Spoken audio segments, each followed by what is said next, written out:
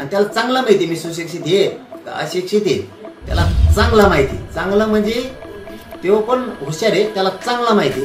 पोरग आई पण किती डोकेबाज आहे. सुशिक्षित लोकांनी याचं उत्तर द्यावं, अशीच लोकांकडून अपेक्षा नाही तर थेट आरोप तुमच्यावर घ्यावा. मी अशिक्षित आहे काय आहे, तू तर रडकुंडीला आला ना, तू तर मेटा कुठेला आलाय पा. मी अशिक्षित असून तुला एवढा खोटा ठोकलाय, तर आमचे सुशिक्षित बोलायला लागल्यावर तू काय होईल याचा विचार कर मग. आणि त्याला चांगला माहिती मी सुशिक्षित आहे का अशिक्षित आहे, त्याला चांगला माहिती. चांगलं म्हणजे तो पण हुशार आहे, त्याला चांगला माहिती. पोरग हाय पण किती डोकेबाज आहे हे त्यालाही चांगला माहिती.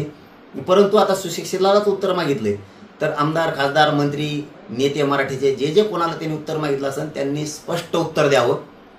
10% एसी-बीसी आरक्षण आम्हाला पाहिजे, पण 50%च्या आत ओबीसी आरक्षणात पाहिजे, हे उत्तर त्याला सगळ्यांनी द्यावं. कारण आपण 10% मागास सिद्ध झालेले, मागास सिद्ध झालेली जात म्हणजे एसी-बीसी आरक्षण हे 50%च्या आत घ्यावं लागतं. पण त्यांनी मराठ्याला धोका दिला आणि ते 50%च्या वर घेतलं. 50%च्या वर दिलेलं एसी-बीसीचं 10% आरक्षण टिकणार नाहीये आणि ते गेलं की पोरांना पुन्हा त्यांचे इतके हाल होणार आहेत की ते नोकऱ्यातून बाहेर पडणार, शिक्षणातून बाहेर पडणार आहेत.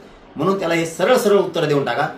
मराठ्यांची जात 10% मागास सिद्ध झाली, ते एसी-बीसीचं आरक्षण आम्हाला 10%, 50%च्या आत ओबीसी आरक्षणात पाहिजे, ते आम्ही घ्यायला तयार आहेत. 50%च्या वर दिलेलं एसी-बीसीचं 10% आरक्षण आम्हाला नको, स्पष्ट सांगा. प्रकाश आंबेडकर म्हणतात की तुमच्याकडे अजेंडा नाहीये, तुम्ही प्रस्थापित मराठ्यासाठी काम करीत आहात, गरीब मराठ्यासाठी नाही. ते सगळं गरिबांना माहिती आहे माझ्या, मी कोणासाठी करतोय, काय करतोय. परंतु छत्रपतींचे वंशज असोत आणि डॉक्टर बाबासाहेब आंबेडकरांचे वंशज असो, यांचा मी आदर करतो आणि कायम करत राहील. फक्त एकच अपेक्षा आहे आंबेडकर साहेबांकडून की तुम्ही भारतरत्न डॉक्टर बाबासाहेब आंबेडकरांचे वंशज आहेत, किमान तुमच्या तोंडून तरी एका जातीकडून ओढलं गेलं आणि दुसऱ्या जातीच्या विरोधात काम केलं गेलं असा संदेश जायला नको. तुम्ही सगळ्या जातींना सारखं धरलं पाहिजे, कारण तुम्ही भारतरत्न डॉक्टर बाबासाहेब आंबेडकरांचे वंशज आहेत, एवढीच आमच्याकडून अपेक्षा आहे. बाकी मी काय बोलत नाही. ते कशावर करतो त्याच्यावरच काय, तो कशावर राजकारण करतो. लोकांचं लेकरू गेलं आणि त्याचं कुटुंब किती उघड्यावर पडलं हे शिकाय देणं घेणं नसतं, ते कशाचं पण राजकारण करतात. भुजबळांनी मराठा नेते आणि लोकप्रतिनिधींना सवाल केलाय की तुम्हाला ओबीसी आरक्षण असल्यास एसी-बीसी 10% किंवा AWS 10% आणि खुल्या वर्गातील आरक्षण नको आहे का. त्याला उत्तर द्यायला पाहिजे ना. मराठ्यांच्या सगळ्या नेत्याला जर त्यांनी प्रश्न विचारला तर मराठ्यांच्या सगळ्या नेत्यांनी त्याला स्पष्ट सांगितलं पाहिजे एसी-बीसी 10% आरक्षण आम्हाला पाहिजे, पण ते 50%च्या आत ओबीसी आरक्षणात पाहिजे, हे उत्तर मराठ्यांच्या सगळ्या नेत्याने द्यावं. कारण जी मागास सिद्ध जात झाली, जिला आयोगानं मागास सिद्ध केलंय, ती 10% मराठा समाजाची जात ही 50%च्या आत घ्यावं लागते, असं कायदा मागासवर्ग आयोग, केंद्रीय मागासवर्ग आयोग असं निकष त्याचे आहेत की ती जात मागास सिद्ध असायला लागते. पण मराठा हा 10% मागास सिद्ध आहे, पण जी जात मागास सिद्ध झाली तिला 50%च्या आत ओबीसी आरक्षणात घ्यावं लागतं. तर मग आम्हाला मराठ्यांचे नेत्यांनी त्याला प्रश्न विचारावा, एसी-बीसीचं 10% आरक्षण हे मागास सिद्ध करून दिलंय, तर 50%च्या आत देण्याऐवजी वर का दिलं.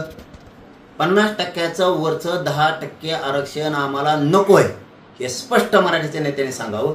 तेच 10% आरक्षण आम्हाला एसी-बीसीचं पाहिजे, पण मग ते 50%च्या आत ओबीसी आरक्षणात दे, हे उत्तर त्याला द्या. त्याच्यामध्ये त्यांनी सांगितलं की सुशिक्षित लोकांनी याचं उत्तर द्यावं, अशीच लोकांकडून अपेक्षा नाही तर थेट आरोप तुमच्यावर घ्यावा. मी अशिक्षित आहे काय आहे, तू तर रडकुंडीला आला ना, तू तर मेटा कुठेला आलाय पा. मी अशिक्षित असून तुला एवढा खोटा ठोकलाय, तर आमचे सुशिक्षित बोलायला लागल्यावर तू काय होईल याचा विचार कर मग. आणि त्याला चांगला माहिती मी सुशिक्षित आहे का अशिक्षित आहे, त्याला चांगला माहिती. चांगलं म्हणजे तो पण हुशार आहे, त्याला चांगला माहिती. पोरग हाय पण किती डोकेबाज आहे हे त्यालाही चांगला माहिती. परंतु आता सुशिक्षितलाच उत्तर मागितले तर आमदार, खासदार, मंत्री, नेते मराठीचे जे कोणाला त्यांनी उत्तर मागितलं असेल त्यांनी स्पष्ट उत्तर द्यावं. 10% एसी-बीसी आरक्षण आम्हाला पाहिजे, पण 50%च्या आत ओबीसी आरक्षणात पाहिजे, हे उत्तर त्याला सगळ्यांनी द्यावं. कारण आपण 10% मागास सिद्ध झालेले, मागास सिद्ध झालेली जात म्हणजे एसी-बीसी आरक्षण ते 50%च्या आत घ्यावं लागतं. पण त्यांनी मराठ्याला धोका दिला आणि ते 50%च्या वर घेतलं. 50%च्या वर दिलेलं एसीबीचं 10% आरक्षण टिकणार नाहीये आणि ते गेलं की पोरांना पुन्हा त्यांचे इतके हाल होणार आहेत की ते नोकऱ्यातून बाहेर पडणार, शिक्षणातून बाहेर पडणार आहेत. म्हणून त्याला हे सरळ सरळ उत्तर देऊन टाका. मराठ्यांची जात 10% मागास सिद्ध झाली, ते एसीबीसीचं आरक्षण आम्हाला 10%, 50%च्या आत ओबीसी आरक्षणात पाहिजे, ते आम्ही घ्यायला तयार आहेत. 50%च्या वर दिलेलं एसीबीसीचं 10% आरक्षण आम्हाला नको, स्पष्ट सांगा. प्रकाश आंबेडकर म्हणतात की तुमच्याकडे अजेंडा नाहीये, तुम्ही प्रस्थापित मराठ्यासाठी काम करीत आहात, गरीब मराठ्यासाठी नाही. ते सगळं गरिबांना माहीत आहे माझ्या, मी कोणासाठी करतोय, काय करतोय. परंतु छत्रपतींचे वंशज असोत आणि डॉक्टर बाबासाहेब आंबेडकरांचे वंशज असो, यांचा मी आदर करतो आणि कायम करत राहील. फक्त एकच अपेक्षा आहे आंबेडकर साहेबांकडून की तुम्ही भारतरत्न डॉक्टर बाबासाहेब आंबेडकरांचे वंशज आहेत, किमान तुमच्या तोंडून तरी एका जातीकडून ओढलं गेलं आणि दुसऱ्या जातीच्या विरोधात काम केलं गेलं असा संदेश जायला नको. तुम्ही सगळ्या जातींना सारखं धरलं पाहिजे, कारण तुम्ही भारतरत्न डॉक्टर बाबासाहेब आंबेडकरांचे वंशज आहेत. एवढीच आमच्याकडून अपेक्षा आहे, बाकी मी काय बोलत नाही.